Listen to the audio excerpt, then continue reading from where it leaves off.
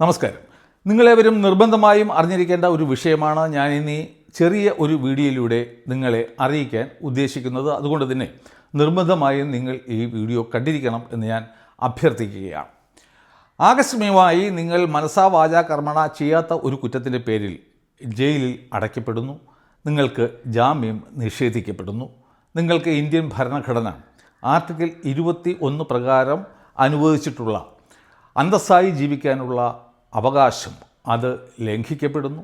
നിങ്ങൾ ഒളിവിൽ പോയി താമസിക്കേണ്ടി വരുന്നു. കുറഞ്ഞത് 10-20 ലക്ഷം രൂപയെങ്കിലും നിങ്ങൾ ഉടനടി ചിലവാക്കേണ്ടി വരുന്നു. ഇത് ഇന്നോ നാളെയോ നിങ്ങൾക്കോ എനിക്കോ ഒക്കെ സംഭവിക്കാവുന്ന ഒരു കാര്യമാണ്. ഈ വിഷയത്തിന് ആധാരമായ സംഭവം എന്ന് പറയുന്നത് തൃശ്ശൂർ ജില്ലയിലെ കൊടകര പോലീസ് സ്റ്റേഷനിലെ 2025 371 നമ്പർ ക്രൈമാണ്. ഈ ക്രൈമിലെ കഥാപാത്രങ്ങൾ എന്ന് പറയുന്നത് 55 വയസ്സായ സിദ്ധാർത്ഥനും 27 വയസ്സുള്ള അക്ഷയ് എന്ന യുവാവും ആണ്. ഏപ്രിൽ മാസം 16-ാം തീയതി അക്ഷയ് റോഡിൽ കൂടി പോകുന്ന വേളയിൽ സിദ്ധാർത്ഥൻ ഈ ആൾ ഓഫ് എ സഡൻ ഈ അക്ഷയുടെ മുന്നിൽ പ്രത്യക്ഷപ്പെടുകയും അയാളുടെ ഈ യാത്ര തടസ്സപ്പെടുത്തുകയും അയാളെ ഒരു വെട്ടുകത്തി ഉപയോഗിച്ച് ആക്രമിക്കാൻ ശ്രമിക്കുകയും ചെയ്തു. ഇവർ തമ്മിൽ മുൻപ് എന്തോ വൈരാഗ്യം ഉണ്ടായതായി പറയപ്പെടുന്നു. അതിനെ തുടർന്ന് ഈ അക്ഷയിന് നിസ്സാരമായ പരിക്കുകളും മറ്റും സംഭവിച്ചു. ഏതിനും അദ്ദേഹം പോലീസ് സ്റ്റേഷനിൽ പോയിട്ട് ഒരു പരാതി കൊടുത്തു. അതായത് ഇന്നേ ദിവസം ഇത്ര മണിക്ക് ഞാനിങ്ങനെ റോഡിലൂടെ സഞ്ചരിക്കുന്ന വേളയിൽ ഈ പ്രതിയായ കക്ഷി വന്നിട്ട് ഇത്തരത്തിലുള്ള ആക്രമണം നടത്തി എനിക്ക് മുറിവേറ്റു. ഉടൻ തന്നെ കൊടകര പോലീസ് അദ്ദേഹത്തെ മെഡിക്കൽ പരിശോധനയ്ക്ക് കൊണ്ടുപോയി. മെഡിക്കൽ പരിശോധന റിപ്പോർട്ട് പ്രകാരം ഈ അക്ഷയ് നല്ല മദ്യലഹരിയിൽ ആയിരുന്നു. കൂടാതെ അദ്ദേഹത്തിന് വളരെ നിസ്സാരമായ ഇഞ്ചുറീസ് മാത്രമേ കിട്ടിയിട്ടും ഉണ്ടായിരുന്നുള്ളൂ. തുടർന്ന് കൊടകര പോലീസ് FIR രജിസ്റ്റർ ചെയ്യുന്നു. കൂടാതെ BNSന്റെ വിവിധ സെക്ഷനുകൾ ചേർത്തുകൊണ്ട് ഈ സിദ്ധാർത്ഥിനെതിരെ കേസും ചാർജ് ചെയ്യുന്നു. അതിൽ ഒന്നാമത്തെ വകുപ്പ് എന്ന് പറയുന്നത് BNSന്റെ 126(2) അതായത് ഒരാൾക്ക് എതിരെ മാർഗ തടസ്സം സൃഷ്ടിക്കുക. അതിന് കിട്ടാവുന്ന മാക്സിമം പണിഷ്മെൻ്റ് എന്ന് പറയുന്നത് 3 മാസം വരെ വെറും തടവും 5000 രൂപ വരെ പിഴയും ആണ്. രണ്ടാമത്തെ സെക്ഷൻ എന്ന് പറയുന്നത് BNSന്റെ 118(1) അതെന്താണെന്ന് വെച്ച് കഴിഞ്ഞാൽ ഏതെങ്കിലും തരത്തിലുള്ള ആയുധങ്ങൾ കൊണ്ട് മറ്റൊരാളെ മുറിപ്പെടുത്തുക എന്നുള്ളതാണ്. അതിന് കിട്ടാവുന്ന മാക്സിമം ശിക്ഷ 3 വർഷം വരെ തടവും 20,000 രൂപ വരെ പിഴയും ആണ്. അടുത്ത സെക്ഷൻ എന്ന് പറയുന്നത് BNSന്റെ 296(a) ആണ്. അതിൻ പ്രകാരം ഉള്ള കുറ്റം എന്തായിരിക്കും എന്ന് വെച്ച് കഴിഞ്ഞാൽ ഒരാൾ മറ്റൊരാളുടെ റിലീജിയസ് സെൻറ്റിമെൻറ്റ്സിനെ ഹർട്ട് ചെയ്യുക, അതായത് നിങ്ങളുടെ മതപരമായ വികാരങ്ങളെ വ്രണപ്പെടുത്തുക എന്നുള്ളതാണ്. തുടർന്നുള്ള സെക്ഷനാണ് വളരെ വിചിത്രമായ ഒരു സെക്ഷൻ, അതായത് BNSന്റെ 118. BNSന്റെ 118 എന്ന് പറയുന്നത് culpable homicide not amounting to murder, അതായത് ഈ കൊലപാതകം തന്നെ പല ഡിഗ്രിയുണ്ട്. ഏറ്റവും വലിയ ഡിഗ്രിയാണ് ഈ മർഡർ എന്ന് പറയുന്നത്. അതിലും തന്നെ റെയറസ്റ്റ് ഓഫ് റെയർ കേസിലാണ് ഈ വധശിക്ഷയും മറ്റും കൊടുക്കുന്നത്. അതുകൊണ്ട് ഈ culpable homicide not amounting to murder എന്ന് പറയുന്നത് ഡിഗ്രി കുറവുള്ള ഒരു കൊലപാതകം ആണ്. ഇവിടെ എന്താണ് സംഭവിച്ചത്? ഈ വ്യക്തിയെ മെഡിക്കൽ പരിശോധനയ്ക്ക് വിധേയനാക്കിയപ്പോൾ ഡോക്ടർമാർ പറഞ്ഞു അദ്ദേഹം മദ്യലഹരിയിൽ ആണ്. കൂടാതെ അദ്ദേഹത്തിന് വളരെ മൈനറായിട്ടുള്ള ചില ഇഞ്ചുറീസ് മാത്രമേ കിട്ടിയിട്ടുള്ളൂ എന്നും പറഞ്ഞു.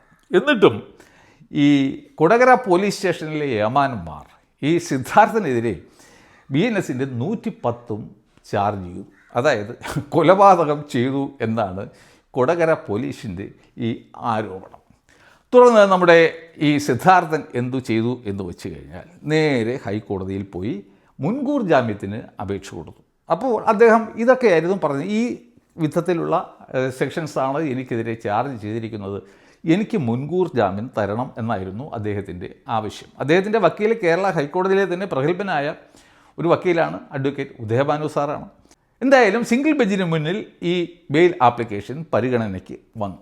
അപ്പോൾ ആൾ ഓഫ് എ സഡൻ ഈ പ്രോസിക്യൂഷൻ പറഞ്ഞത് എന്താണെന്ന് വെച്ച് കഴിഞ്ഞാൽ ബഹുമാനപ്പെട്ട കേരള ഹൈക്കോടതിക്ക് ഇതിൽ ഒരു മുൻകൂർ ജാമ്യം നൽകാൻ സാധിക്കുകയില്ല. കാരണം എന്താണെന്ന് വെച്ച് കഴിഞ്ഞാൽ ഇയാൾക്കെതിരെ ഈ വകുപ്പുകൾ മാത്രം അല്ല, 1989 SC/ST പ്രിവെൻഷൻ ഓഫ് അട്രോസിറ്റീസ് ആക്റ്റിലെ വകുപ്പുകളും കൂടി ഇറേസ് ചെയ്തിട്ടുണ്ട്.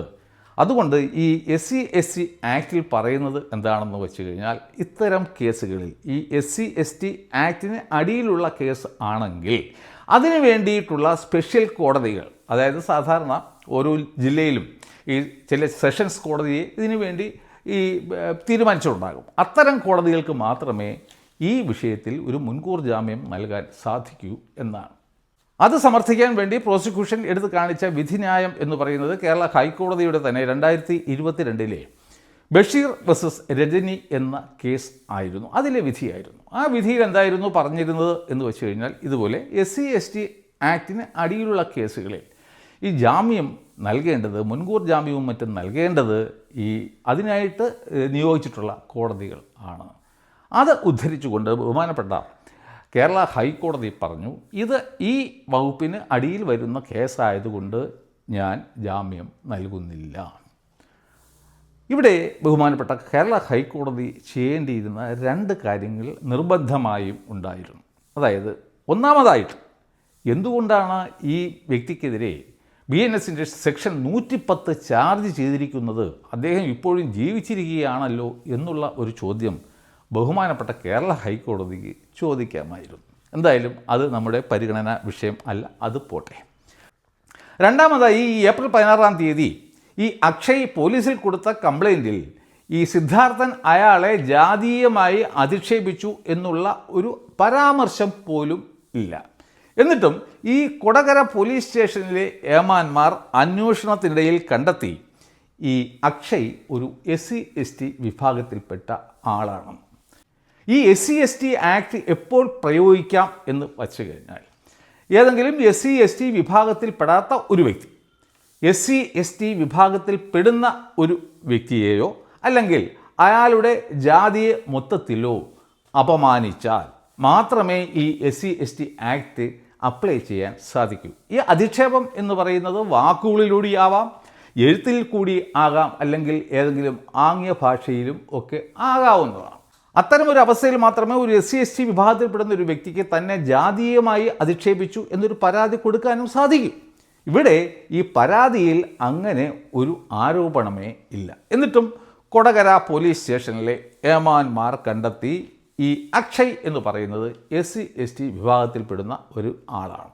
അതുകൊണ്ട് അവർ എന്ത് ചെയ്തു എന്ന് വെച്ച് കഴിഞ്ഞാൽ, ഈ സിദ്ധാർത്ഥനെതിരെ SC/ST ആക്ടും കൂടി ചേർത്ത് കൊടുത്തു. അതാണ് ഹൈക്കോടതിയിൽ ഈ പ്രോസിക്യൂഷൻ പറഞ്ഞത്. അപ്പോൾ ഈ ബഹുമാനപ്പെട്ട കേരള ഹൈക്കോടതി അറ്റ്ലീസ്റ്റ് ആ കംപ്ലൈൻറ്റ് ഒന്ന് വായിച്ചു നോക്കാനുള്ള സൗമനസ്യം എങ്കിലും കാണിക്കണം ആയിരുന്നു. കാരണം ഒരു പരാതിയേ ഇല്ലല്ലോ, പിന്നെ എങ്ങനെയാണ് SC/ST ആക്ട് അപ്ലൈ ചെയ്യുക? അപ്പോൾ തന്നെ കോടതിക്ക് പറയാമായിരുന്നു, ഈ ആക്ട് ഈ കേസിൽ ബാധകമല്ല, അതുകൊണ്ട് I am giving him anticipatory bail എന്ന്. എന്നാൽ കോടതി എന്താണ് പറഞ്ഞത്?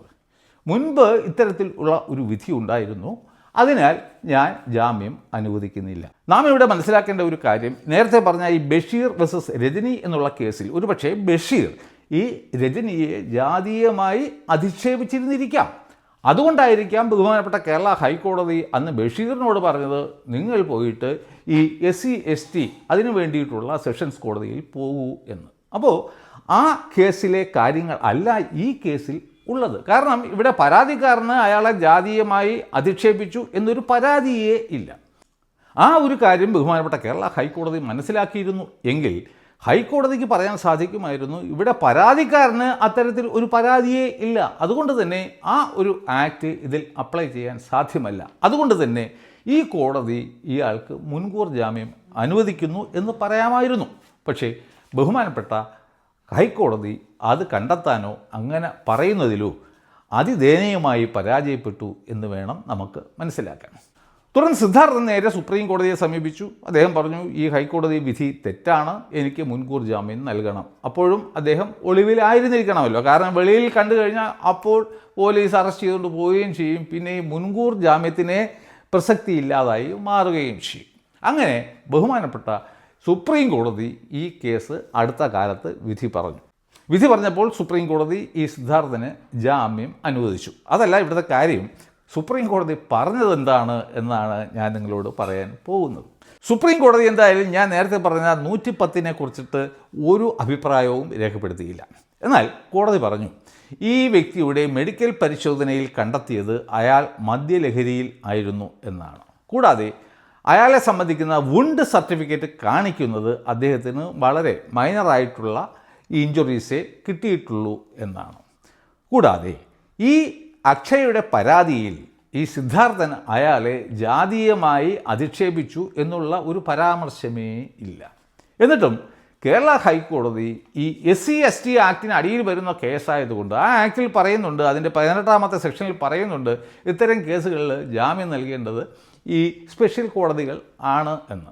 അത് ഈ SC/ST ആക്ട് എന്നുള്ള പേര് കേട്ടപ്പോൾ തന്നെ ബഹുമാനപ്പെട്ട കേരള ഹൈക്കോടതി അത് ഈ ജാമ്യം നിഷേധിക്കുകയും അയാളോട് ഈ സ്പെഷ്യൽ കോടതിയിൽ പോകാനാണ് പറഞ്ഞതും എന്നായിരുന്നു സുപ്രീം കോടതി പറഞ്ഞത്. അതിൻ്റെ ഒക്കെ അടിസ്ഥാനത്തിൽ ബഹുമാനപ്പെട്ട സുപ്രീം കോടതി ഈ സിദ്ധാർത്ഥന് ജാമ്യം അനുവദിച്ചു.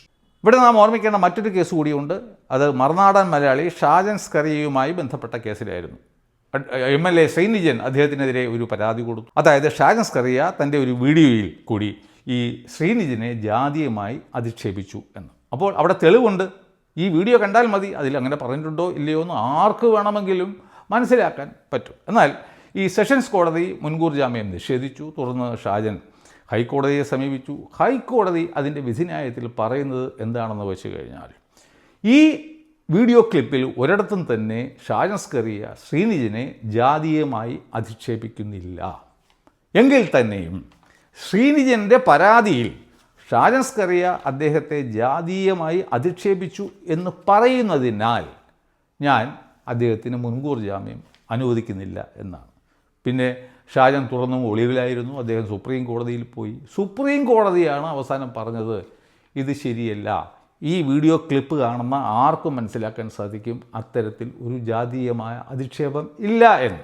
അതുകൊണ്ട് ഹൈക്കോടതി ഷാജൻ സ്കറിയയ്ക്ക് ഈ ജാമ്യം നിഷേധിച്ച നടപടി തെറ്റാണെന്നായിരുന്നു സുപ്രീം കോടതി അവസാനം വിധി പറഞ്ഞത്. അതൊരു മൈൽ സ്റ്റോൺ ജഡ്ജ്മെൻ്റ് ആയിരുന്നു. കാരണം ഇതുമായി ബന്ധപ്പെട്ട എന്ത് സംശയത്തിനും പരിഹാരം ആ ജഡ്ജ്മെൻറ്റിൽ ഉണ്ട്. എന്തായാലും ഷാജൻ സ്കറിയ ഒരു 30-40 ലക്ഷം രൂപയൊക്കെ ഒരുപക്ഷെ മുടക്കി കാണും ഒളിവിൽ താമസിച്ചിരുന്നത്. കൂടാതെ അദ്ദേഹത്തിന് മുൻകൂർ ജാമ്യം ലഭിക്കാനായി.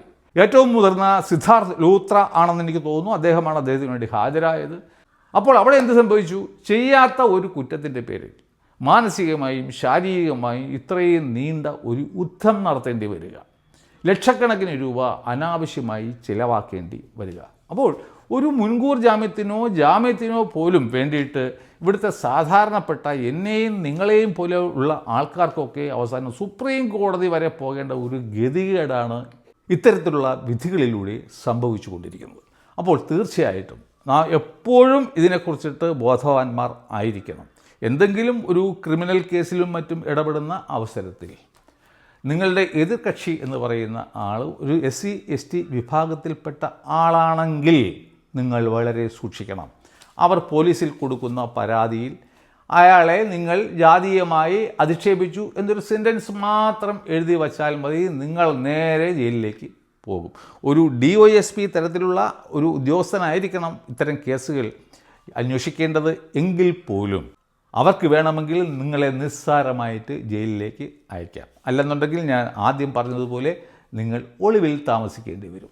അതുമല്ലെങ്കിൽ നിങ്ങൾ സുപ്രീം കോടതിയിൽ ലക്ഷങ്ങൾ മുടക്കി പോകേണ്ടി വരും. അല്ലെങ്കിൽ നിങ്ങൾ ജാമ്യം കിട്ടാതെ ഈ ജയിലിൻ്റെ അകത്ത് കിടക്കേണ്ടി വരും. നിങ്ങൾക്ക് ഞാൻ നേരത്തെ പറഞ്ഞ ആർട്ടിക്കിൾ 21 ഈ വിഭാവന ചെയ്യുന്ന എല്ലാ അവകാശങ്ങളും നഷ്ടപ്പെടും.